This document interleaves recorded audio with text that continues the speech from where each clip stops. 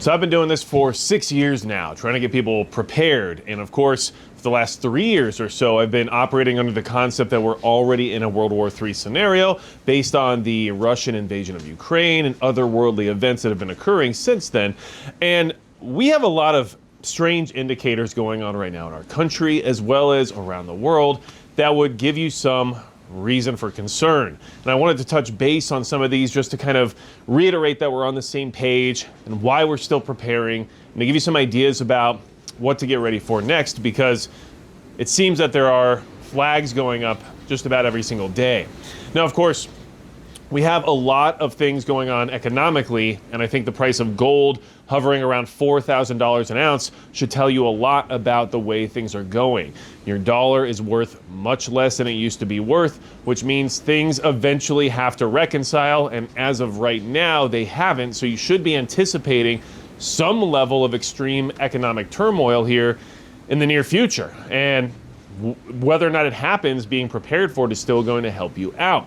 We also know that we've had a lot of strange occurrences regarding military buildups around the Caribbean, specifically targeting Venezuela. We also know that we've had a lot of interesting discussions about restarting nuclear testing in regards to what's going on with Russia. And it just seems that things are really picking up, and that we really are reaching that precipice. Not to mention, we have military and political leaders starting to figure out ways to move their families to safer locations, including to be living on military bases rather than in the public sector.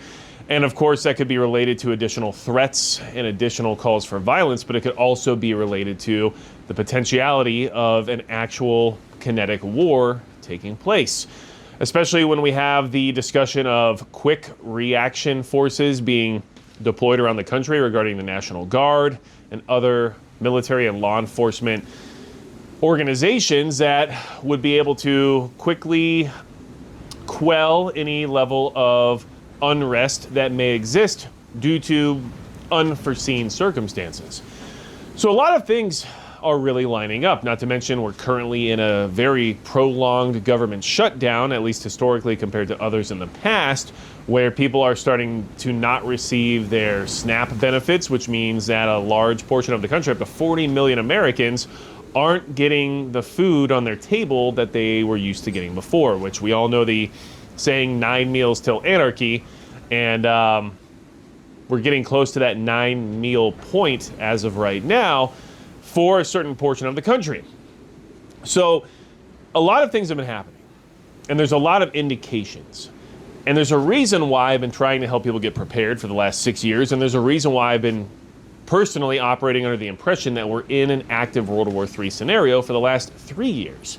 Because it was pretty obvious that things weren't going to happen immediately overnight, that we weren't going to have that instantaneous SHTF type event like an asteroid strike or nuclear Armageddon that was going to push us all into survival mode the next day.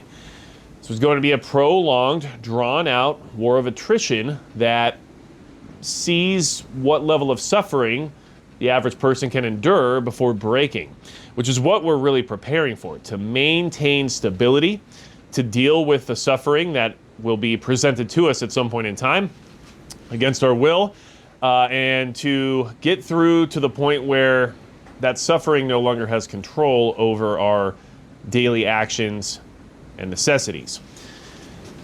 And so I just wanted you to know that we're on the same page. I also recognize all these indicators.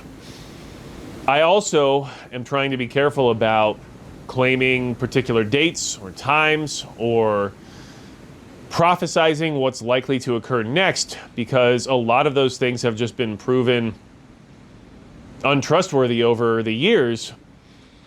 I mean, for example, we were told earlier this year that September was going to be go time for the US, NATO, and Russia due to negotiations breaking down in a certain degree.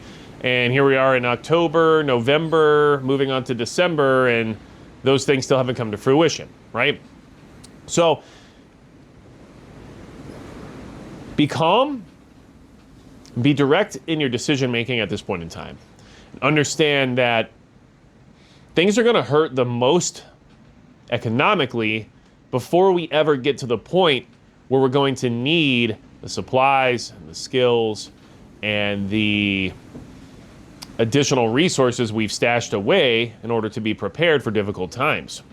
The economic toll is already here and will increase, at least in my opinion. And as of right now, everything's pointing to kinetic war in one regard or another. Yes, we've had a lot of interesting outcomes regarding peace deals. We've had a lot of interesting outcomes regarding ceasefires. But all the indications are that we are getting the country ready for suffrage.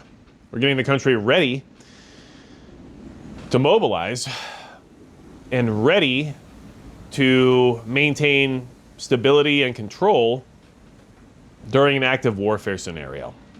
And so that's at least what I'm seeing right now. That's what a lot of other people seem to be witnessing as well. And if you've been operating under that mindset that we've already been in World War III for the last 3 years, then you're probably good to go. But that doesn't mean we ignore what's happening, and that doesn't mean that we don't anticipate the necessity to help our neighbors or our community and try our best to maintain stability within our local area. Because without that stability, things become very unsafe very quickly. And if we're in a situation where our local community is unsafe, then we're no longer prepared to deal with any of the other potential issues that arise. So, I just wanted to touch base.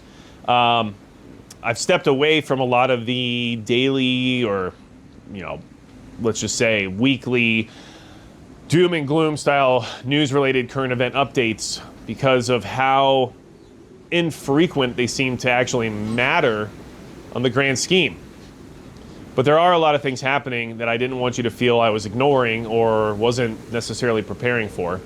And we do have existential threats here on domestic soil that continuously seem to be pushing the envelope of what they may be capable of.